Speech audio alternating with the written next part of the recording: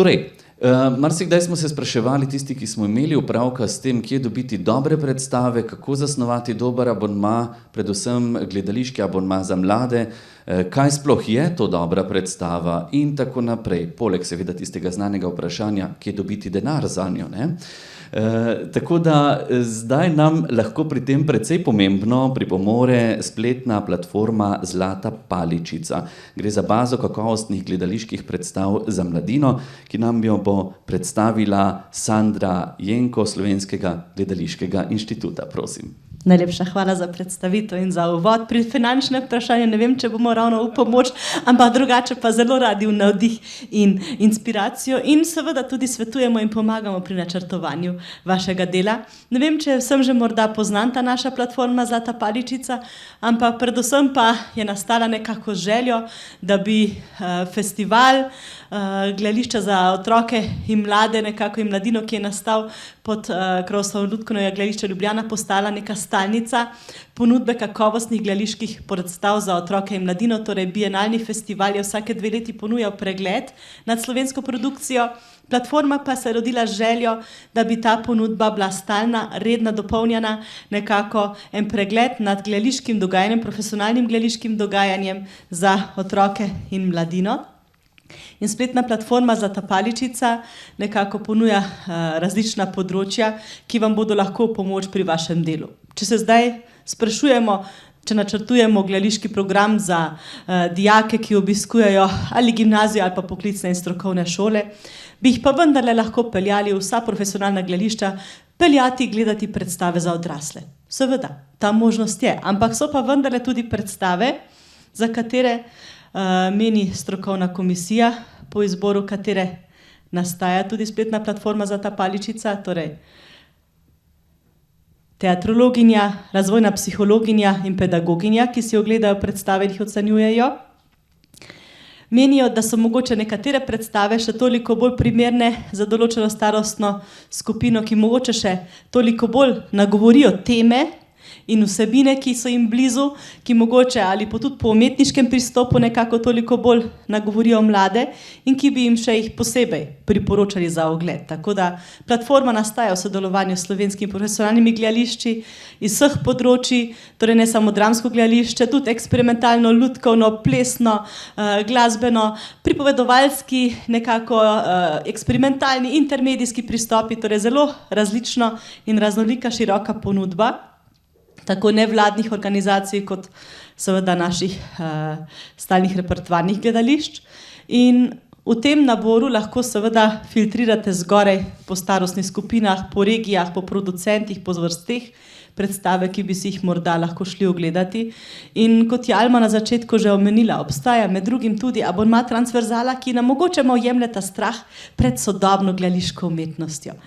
Ne bojmo se mogoče peljati tudi dijake in otroke in nekako gledati predstave, ki se nekako malo na drugačen način lotijo prizoritvene umetnosti, ker jim s tem širimo nekako obzorja, ker jim ponujamo mogoče predstave, kot jih doslej niso imeli možnost videti. In kot je tudi Alma v uvodnem predavanju že povedala, seveda je pomembno, da mi, ki ljubimo umetnost in kulturo in želimo to prenesti na mlade, se tudi prej pozanimamo predstavo, ki jo gremo gledati. Torej tudi če recimo ne izbiramo iz platforme Zlata paličica, ampak iz rednega repertoarja gledališča, vedno si pojdite prej ogledati, kaj peljete mlade gledati, samo zato, ker če boste vi seveda vedeli, kam jih peljete, jih lahko ustrezno pripravite in priprava ne pomeni, da jim vse prej povemo in vse zanaliziramo prej in jih naložimo z enim kupom nalog ob gledanju, ampak s tem, da jih mogoče jim odpremo kanale, ne, mogoče že nagovorimo kakšno temo, vsebino, smer, ali pa tudi če kakšen poseben umetniški uprizoritveni pristop, da tudi na tega opozorimo. Tako da na platformi pri predstavah najdemo seveda zmeraj osnovne informacije o prizoritvi, o producentu, trajanju, primernost starostni skupini, ki jo tudi nekako določa naša strokovna komisija. In seveda zelo pomembno kontaktna oseba v samem gledališču, ki jo lahko potem kontaktiramo za obisk, povezava na spletno stran predstave in tako da lahko na ta način seveda pridobite vse informacije o predstavah, ki so na voljo, ki so aktualno v gledališčih, ki se igrajo, ki so žive. Ni pa to namenjeno temu, da bi tukaj pridobil informacije o cenah gostovanja, da bi tu dobil informacije o točnih datumih predstav, to potem se seveda dogovorite s producentom in sogovornikom v gledališču. Poleg tega imamo na Zlati paličici tudi kategorijo pedagoških programov, torej spremljevalni programi, ki so neodvisni od predstav. Tako da je seveda vredno razmisliti tudi o tem, če bi mogoče ali se z vašimi dijaki udeležili kakšne delavnice. Nekatere izmed programov, katerih se lahko recimo udeležite, so tudi gostujoči, ki lahko pridejo na šolo. Torej, če govorimo o tem, da je kultura dostopna, je dosegljiva vsem, je možnost tudi marsikdaj, da enostavno pride do vas, da gostuje pri vas, da si jo lahko pripeljete. Številni programi, bodi si to od recimo društva Impro ali pa tudi gledališče Ana Monro, Kut Transformator, ni nujno, da se dogaja v določenem prostoru, ampak se lahko dogaja pri vas v razredu. In je prav, da se povabi recimo umetnike, ustvarjalce in kulturne ustanove k vam, da vam predstavijo svoje dejavnosti. Hkrati pa seveda vabljeni, da tudi ob ogledu gledališča vključite kakšen voden ogled za odrja, kakšno vodstvo po hiši, ki seveda lahko smiselno dopolni obisk. Ne nujno na dan obiska, ampak tudi to predstavitev poklicev, različnih področji, kjer se lahko bi potem kasneje mogoče tudi poklicno našli, bi lahko dopolnila kulturni program v šolskem letu. Torej, neodvisno od gledališkega obiska ste v gledaliških hišah zmeraj dobrodošli. In kot sem že omenila, če želimo mlade prepričati za umetnost, za kulturo, če želimo mladim približati umetnost in kulturo, se moramo tudi sami nekako ustrezno usposobiti, izobraziti. Zato imamo kategorijo pismenost za gledališče, kjer objavljamo strokovna izobraževanja z gledališkega področja in dejavnosti nekako, ki bi prispevali tudi k naši gledališki pismenosti, da jo dvignemo. Med drugim seveda zdaj izobraževanja, ki bodo v kratkem začela improkluzija z gledališča do učence dijake, tovariški abonma, ki je v teku. Torej vse programi, kjer spregovorimo o gledališki umetnosti ali jo praktično uporabimo tudi v namene poučevanja.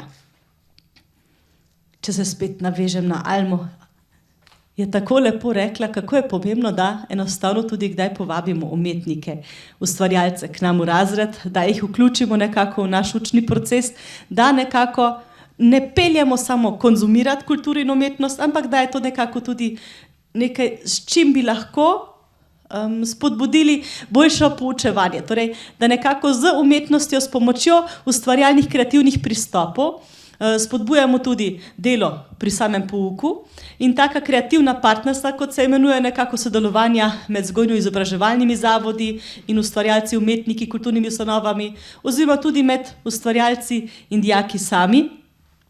To vrsta kreativna partnerstva lahko tudi tukaj pri nas nekako že malo sklenete.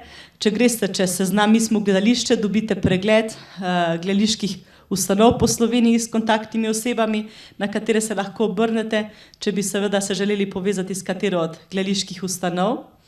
Imamo pa tudi bazo primerov dobrih praks, kreativnih partnerstv, torej projektov in programov, kjer se res dogaja ali programi participacije dijakov mladih pri gledališki produkciji, tako kot recimo Generacija generaciji, tako kot so recimo tudi seveda Šila, ki se dogaja na samih šolah.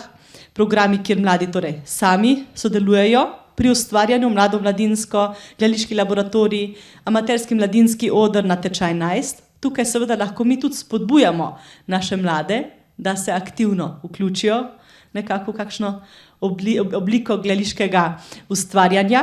Hkrati pa seveda so tudi programi, ki spodbujajo prav ta tandemsko nekako poučevanje skupaj z ustvarjalcem, z umetnikom, ki prije na šolo, ki pomaga ali pri pripravi na ogled predstave, tako kot program predstava pod drobnogledom, ali pa ki spodbuja nekako obravnavo dramskih in drugih literarnih besedil skozi gledališko umetnostjo, kot je program Predramise. To so programi, ki so nastajali v projektih, ampak ki se še zmeraj izvajajo in ki se jih lahko še zmeraj poslužujete. Tako kot tudi recimo Kulturni dan po meri in Improdan, ki nekako tudi seveda prihajajo k vam na šolo in lahko v sodelovanju, v partnerstvu skupaj z ustvarjalcem, z umetnikom pripeljajo do tega, da je mladim kultura bližje.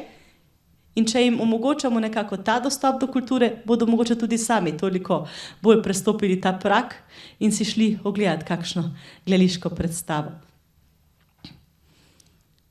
V ta namen poskušamo nekako graditi tudi partnersko agoro, bom zelo hitra, in sicer partnersko agoro res z mislijo tudi na to, da bi želeli pripeljati ustvarjalce, umetnike na šolo, ki so pripravljeni sodelovati z vami, ki so pripravljeni z vami kreirati različne programe, različne sodelovanja, bodisi ali v kakšnem ITS, ko bi lahko čez celotno šolsko leto recimo spremljali skupino v samem gledališkem ustvarjanju, bodisi pri pouku, v posameznih urah, kjer bi recimo s pomočjo umetnika, ustvarjalca pripeljali določen umetniški vidik, določen drugačen pristop k poučevanju in na ta način seveda te kreativna partnerstva prispevajo tudi k kulturnemu kapitalu mladih, ki ga lahko skozi to spodbudimo. Tako da upam, da sem mogoče koga izmed vas spodbudila tudi k temu, da res razmisli o tem, kako bi lahko enostavno obogatil svoje delo s tem, da povabi ustvarjalce in umetnike k sodelovanju pri pouku, pri projektih in tako da, če boste imeli kakšno vprašanje v zvezi z gledališkim področjem, dobrodošli, jaz sem kot nacionalna koordinatorka za gledališko področje nekako povezovalna za celo področje in vam bom tudi po vsej Sloveniji znala malo svetovati, na koga bi se lahko v vašem primeru obrnili. Tako da hvala.